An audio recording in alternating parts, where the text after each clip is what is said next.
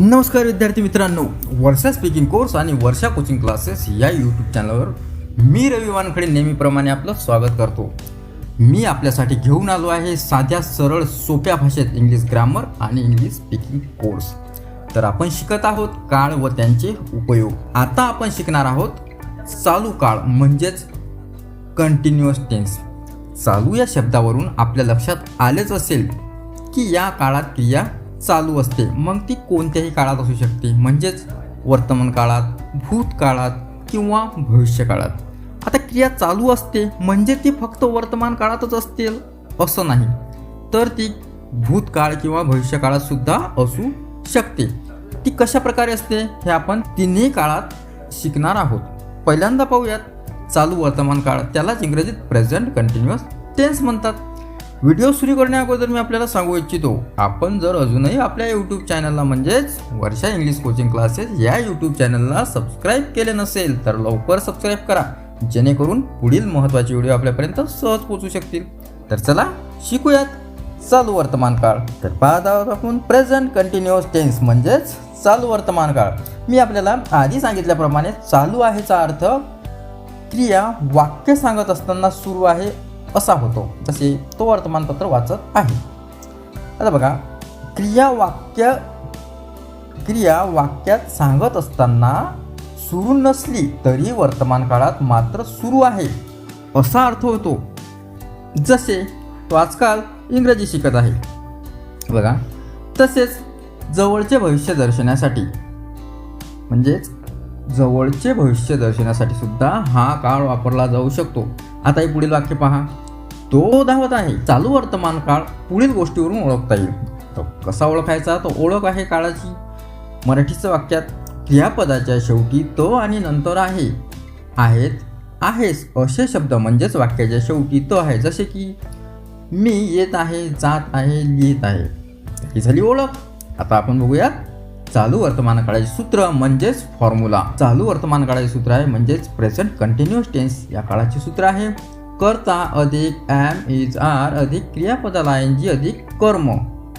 आता M is R हे एकमेकाला ऑब्लिक आहेत, ठीक आहे. आता हेच सूत्र आपण इंग्रजीत बघूया. Subject plus am is are plus VING plus object. आता तुम्हाला सूत्रात दिसत आहे एम इज आर, तर हे एम इज आर ही चालू वर्तमान काळातील बीची रूपे आहेत.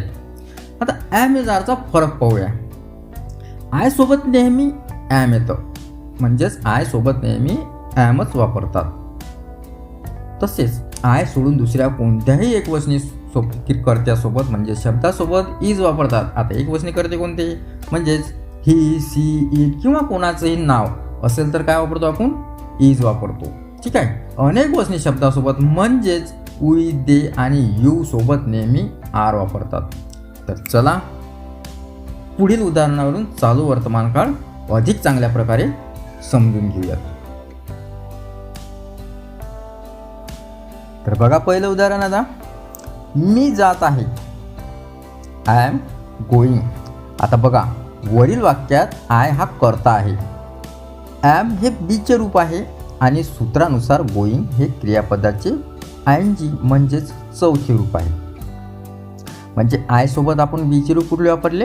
एम वापरले, ठीक आहे. आता दुसरं वाक्य पहा, तो जात आहे, ही इज गोईंग. तिसरं वाक्य आहे ते जात आहेत, दे आर गोईंग. चौथं उदाहरण बघा इथं, मी येत आहे, आय एम कमिंग. पाचवं उदाहरण आहे, मी आता निघत आहे, I am leaving now. Leave म्हणजे निघणे किंवा सोडून जाणे, त्याग करणे. सहावं उदाहरण आहे, मी इंग्रजी शिकत आहे, आय एम लर्निंग इंग्लिश. सातवं उदाहरण आहे इथं आपल्याजवळ, मी शिकवत आहे. आता आधीच्या वाक्यात आपण शिकत होतो, आता काय करत आहे? शिकवत आहे, म्हणजेच आय एम टीचिंग. आठवं उदाहरण आहे, मी बसची वाट पाहत आहे, मी बसची वाट पाहत आहे. म्हणून हेच वाक्य इंग्रजीत होणार, I am waiting for the bus. आता द हे आर्टिकल आहे म्हणजेच उपपद आहे. आता आर्टिकल विषयी एक स्वतंत्र व्हिडिओ बनवल्यानंतर आपल्याला आर्टिकल केव्हा आणि कसे वापरायचे याची पूर्ण माहिती मिळेल, ठीक आहे. नववं उदाहरण आहे, तू मला गोंधळात पाडत आहेस, you are confusing me. Confuse म्हणजे काय, गोंधळात पाडणे हे क्रियापद. ठीक आहे. 10वं उदाहरण आहे आता, तो आता कमवत आहे. कमवत आहे म्हणजे कमावत आहे, तो पैसे कमावत आहे. तर कमावण्याला इंग्रजीत म्हणतात अर्न. ठीक आहे. म्हणून इंग्लिशमध्ये हेच वाक्य काय होईल, ही इज अर्निंग नाव. 11 उदाहरण आहे, तू थंडीनं थरथरत आहेस. You are shivering with cold. 12 उदाहरण आहे, तू मूर्खाप्रमाणे वागत आहेस. You are behaving like a fool. 13वं उदाहरण पहा आता, तुझा चहा थंड होत आहे. Your tea is getting cold. आता इथं बघा, होत असणे किंवा चालू असणे अशा उद्देशानं आपण काय करतो, क्रियापद वापरतो, गेट वापरतो. म्हणजे इथं काय होईल, गेटिंग होईल. तर 14 उदाहरण बघा आता, बस भाडे पुन्हा वाढत आहेत. Bus fares are going up again. आता फेअर्स हे अनेक वचनी आहे, बस भाडे काय आहे, अनेक वचनी आहे, त्यामुळे आपण बीचं रूप आर वापरलं. 15 उदाहरण आहे, तुझे हात खूप थंड लागत आहेत. Your hands are feeling very cold. 16 उदाहरण बघा आता, माझे डोळे चुरचूर करत आहेत. My eyes are stinging. Okay.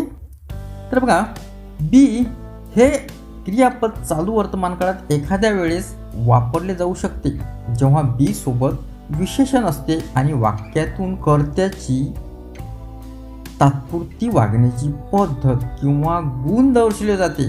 तात्पुरती म्हणजेच त्या विशिष्ट वेळेची, म्हणजेच त्या विशिष्ट वेळेपुरती, नेहमीची नसलेली.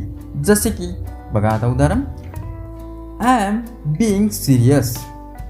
मी सध्या म्हणजे सत्यस्थितीत मी गंभीरपणे बोलत आहे. दुसरे उदाहरण आहे, ही इज बीइंग फुलिश.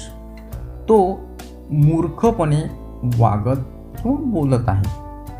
आता इथं जे बोलल्या जात आहे म्हणजे बघा आता, मूर्खपणे, गंभीरपणे हे शब्द कसे आहेत, विशेषण आहेत इथं. तिसरं उदाहरण बघा आता, ही इज बीइंग फनी. तो गंमत करत आहे. गंमत करत आहे. गंमत म्हणजेच काय, हे तर विशेषण आहे. ठीक आहे.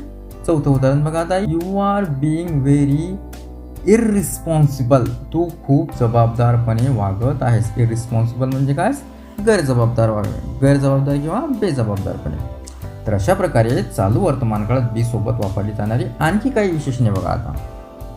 बघा आता, ऑप्टिमिस्टिक म्हणजे आशावादी, पेसिमिस्टिक म्हणजेच निराशावादी, सेल्फिश म्हणजे स्वार्थी, इकॉनॉमिकल म्हणजेच काटकसरी, एक्स्ट्राव्हेजंट म्हणजेच उधळ्या, आणि स्टुपिड म्हणजे मूर्ख, अनॉइंग म्हणजे चीड आणणारा, पोलाइट म्हणजे सभ्य, फॉर्मल म्हणजे औपचारिक म्हणजे शुद्ध किंवा नीच. ठीक आहे. तर अशा प्रकारे आपण आज चालू वर्तमान काळ म्हणजेच प्रेझेंट कंटिन्युअस टेन्स शिकलो. आशा करतो तुम्हाला तो बऱ्यापैकी समजला असेल. आपला आजचा व्हिडिओ जर आपल्याला आवडला असेल तर नक्कीच या व्हिडिओला लाईक करा, शेअर करा आणि कमेंट करायला विसरू नका. आणि अजूनही आपण वर्षा इंग्लिश कोचिंग क्लासेस या यूट्यूब चॅनलला सबस्क्राईब केलं नसेल तर सबस्क्राईब करायला विसरू नका. आणि नोटिफिकेशन मिळवण्यासाठी बेल आयकॉनवर क्लिक करायला अजिबात विसरू नका. धन्यवाद.